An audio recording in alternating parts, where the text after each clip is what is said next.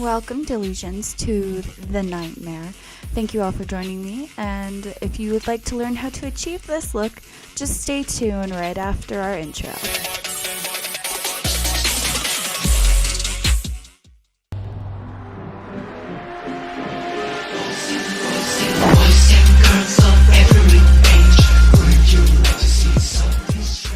Alright, so we're going to start off here. We've got a dollar store frame. Just super simple and cheap. You can buy it at the dollar store. And then we also have our Chavant Sulfur-free Pasteline. I think I said that right, but it's a non-drying molding clay that you can use to start this off with, as well as we got some spatulas here too. Okay, so just to show you guys, I had an accident with the door and my finger. Yeah, I'm klutzy. But little did I know. When I first started using this clay, I did not know that you needed to heat it up. So in the future, for whenever you guys decide to recreate this look, just know that you need to heat up the clay, and it's a lot easier to use at that point. So basically what I'm doing here is I have already drawn out my outline, and I am taking the clay and I am running it along the edges of the outline. So then I can start my mold for my special effects gelatin that I will be using. There will be a link in the description below of an awesome tutorial video from Glam and Gore. I absolutely love that channel. It's amazing. So here what you're going to want to do after you get everything laid out, you're going to want to make sure that it's all on the lines correctly, and then you want to smooth it to where there are no like cracks or little edges, that because the gelatin, once you pour it in, it will fully it'll fill it, and you don't want to have all of the mistakes in the clay or anything like that. So you just want to make sure that you go through and you get it as smooth as possible, fill any cracks that you can, make sure that the edges are super fine, so then it makes sure that it gets everything, because especially in those corners you're going to want to make sure that those are done really well, or it's going to look a little weird when you're finished with it. So yes, here we go. I will be back when we are done doing that. I'm really bad with these recordings, by the way. This is my first time, so please don't at me, don't hate me. And if you need to, you can always take a little bit more clay and fill in the edges as needed as well. Just make sure that you don't put too much there. You're going to have to resculpt out that edge.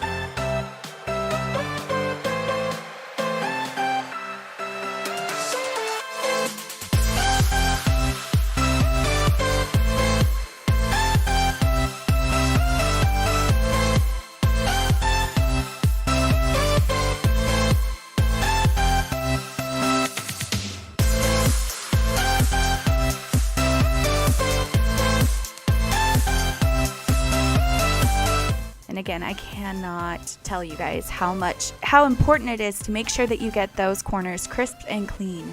They need to be perfect. Alright, so now we're going to start with our gelatin here. And when you're heating it up, make sure that you do not heat it up for more than 12 seconds at a time, but you want it to be like a liquid.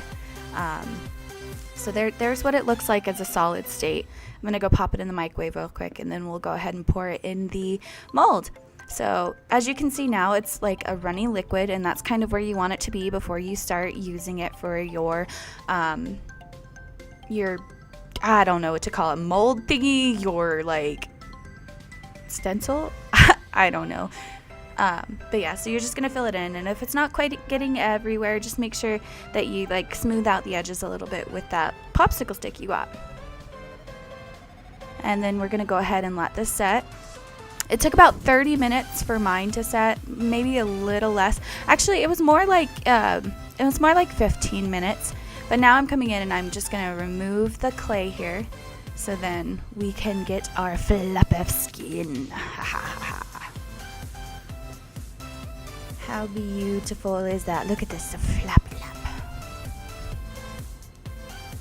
Oh, and be careful when you pull it up because you don't want it to break or rip or tear or anything like that. So you want to make sure that when you're pulling it up from the glass that you're doing it very carefully. You know, what could have helped is if I taken some translucent powder while I was lifting it up and kind of brushed the edges of it while I was lifting it up. So then if like I had to let go or anything, it wouldn't have stuck back again.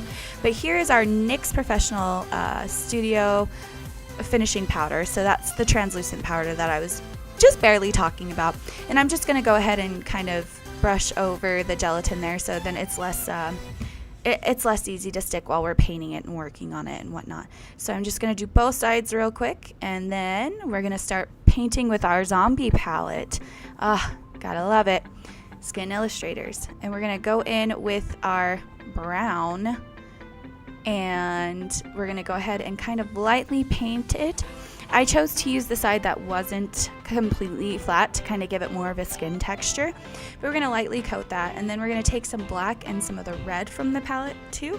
I think that was actually the bruise tone, and we're just going to kind of go over that on the inside, so then when we're pulling it off, it still has that dark look without needing to throw a bunch of blood on it.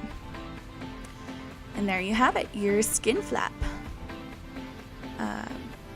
The brown was completely optional, by the way. You don't have to do that if you have like a lighter skin tone or anything.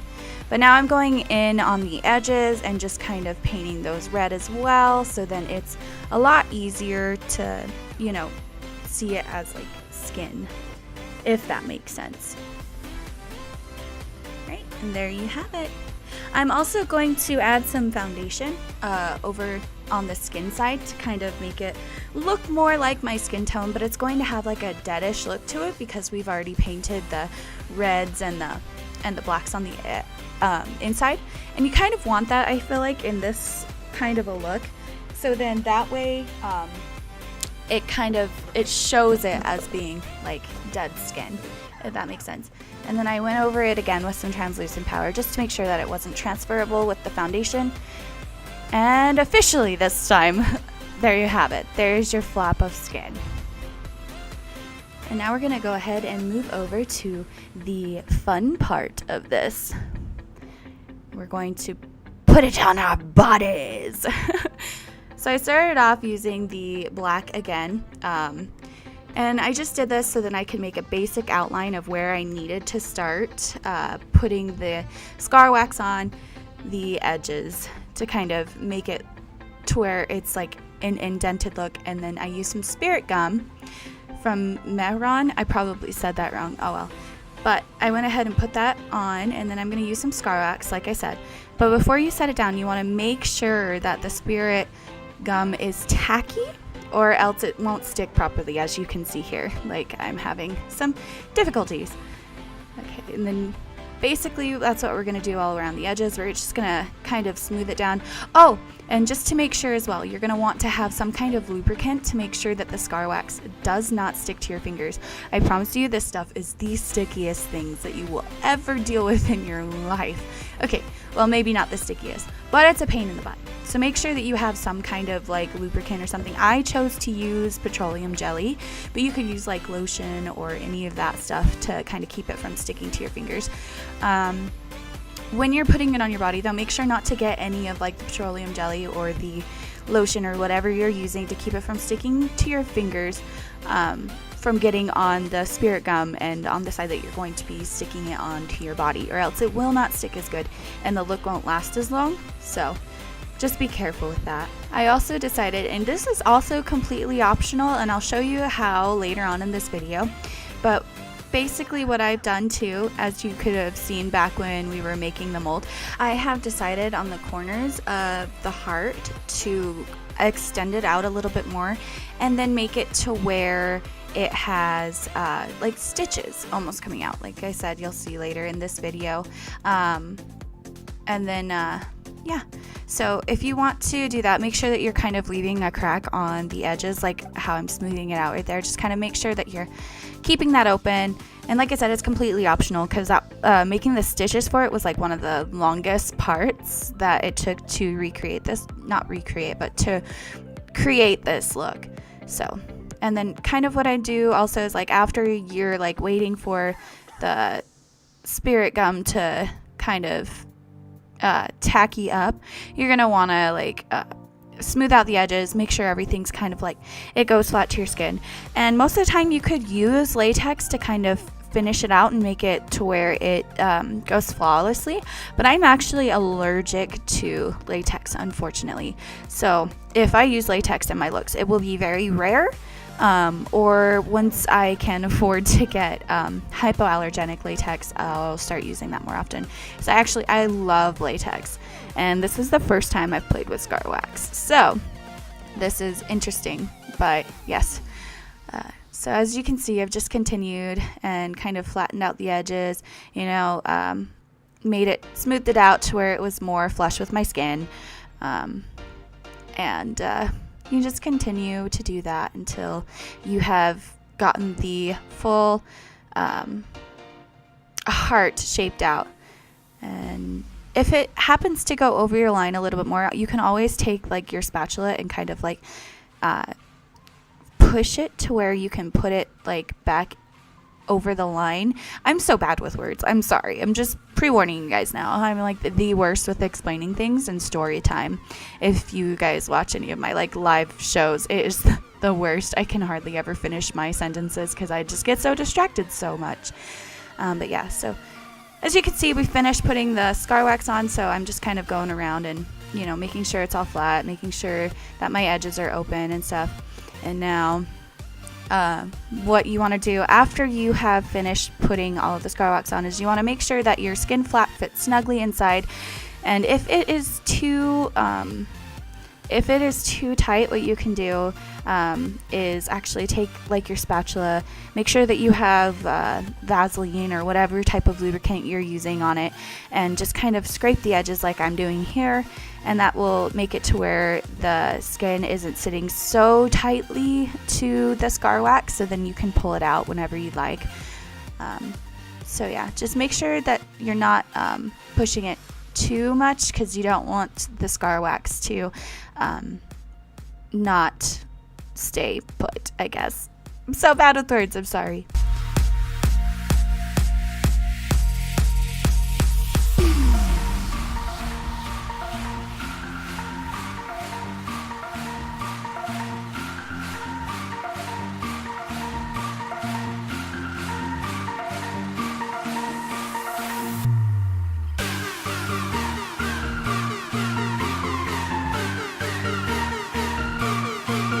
Alright, so now we're going to take our zombie palette again, and we're going to use the rice paper color because that one's really similar to Bones. And so as you can see, I had previously painted, I was looking at Bones and I painted the one on the chest, but then I realized like once we put muscles on it, it's not going to look quite like that bone. So then I pulled up a different reference picture and was looking off of that, and basically you just have like a white line down the middle and then the muscles coming out from each side. So now I'm going to take the blood tone and I'm going to start creating the muscle look. And it was kind of a curved pattern, so I used small strokes in a curved pattern over the sides of each of the hearts, so then we could start having the muscle look to it. And if you use the small little flicks, it makes it more like veiny and more like a muscle, I guess I could say. So once we get all of that painted in, you're gonna want to make sure everything is like even on each side, because, you know, mirror image, kind of like that. And then just kind of go over it again, make sure that you've got the veiny look to it. And then we're gonna take the aged blood and the bruised tone together to kind of give the darker parts of the muscle in the look. So again, you're just gonna kind of want to like, you don't want it all over the whole thing, because like I said, it's more of like the shading and the darker parts of it.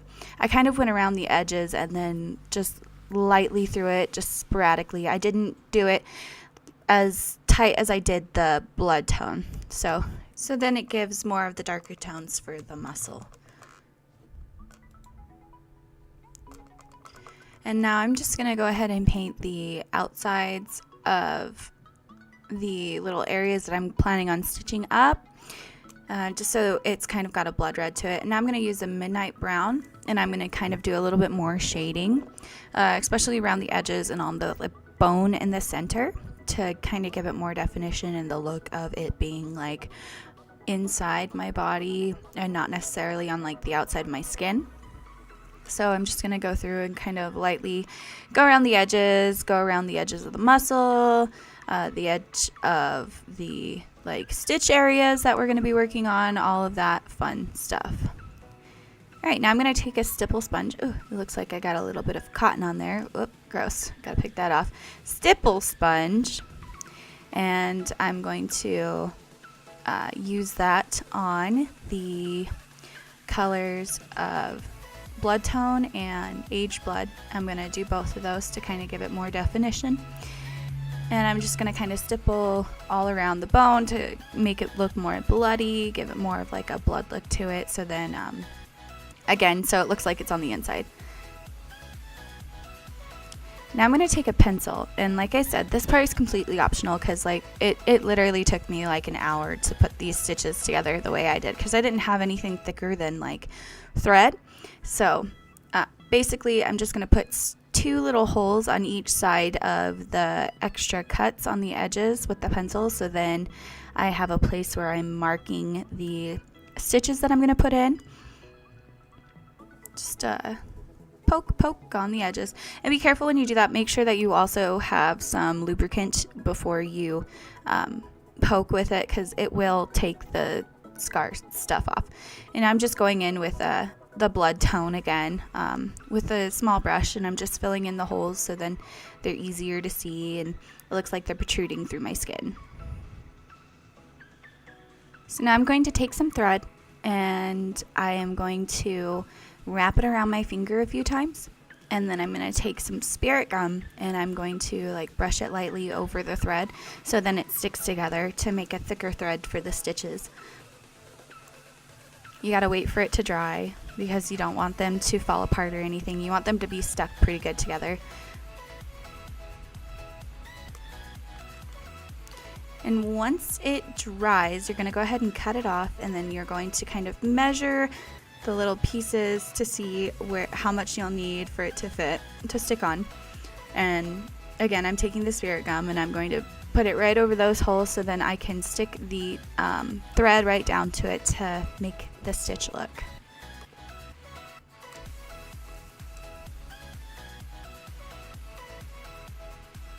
And we'll do that for each stitch, and I'm going to kind of skip over every single stitch because like I said, it was one of the longest parts of this video, believe it or not. So we're just going to put these last 2 on, and then we're going to skip to those stitches being done.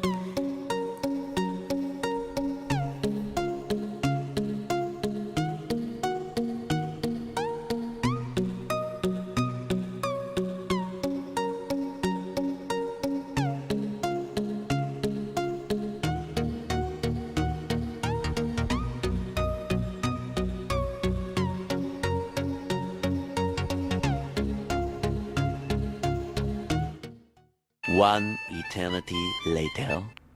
Alright, so it looks like we're all done now. So I'm going to take my Ben Nye Fresh Scab Blood.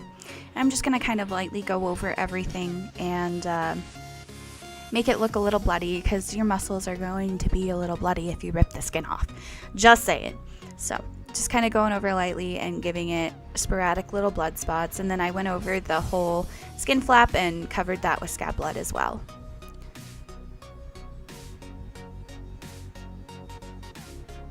Now I'm going to take some vampire blood, and I actually had to edit this part out because it kind of went a little too far down my cleavage, and I wasn't going to have you guys staring at that while I was cleaning it. Now I'm going to take the bruised tone and the midnight brown, and I'm going to mix those together to kind of start adding some bruising on the outside of the wound that we have created here to give it more of like a realistic look, because that would definitely be bruised and messed up after, shaving your skin off in that area. So taking a stipple sponge, as you can see, and just going around the whole ouch. And if there are spots where you have like a little too much of the stipple, you can go in with some alcohol on your finger and just kind of blend it out, but you don't want to blend it out too much because then it looks unrealistic. So just kind of blend it out and, you know, soften it just a tiny bit. And now we're going to try to stick our flap of skin back in so then we can do the painting of that too. It's a perfect fit. Dun dun dun. And again, I'm going to go around with those same colors and stipple the blood over the piece and take some liquid blood as well and do that too, just to kind of give it more of like a bloody, realistic, crazy look. And then I'm going in with some Nye finish spray, and I'm just going to go ahead and spray that all nice and good so it stays for an extended amount of time. As you can see, I think it's actually called Nye Fresh Seal or something like that. Final Seal. There we go. I was wrong on both ends. I apologize. But yes, so that is your look. Woot woo. Enjoyed this tutorial. There's going to be many more to come. This is a super fun look. Anyways, thanks for coming by. If you haven't already, click the subscribe button. It's the notification bell. But thank you guys again so very much.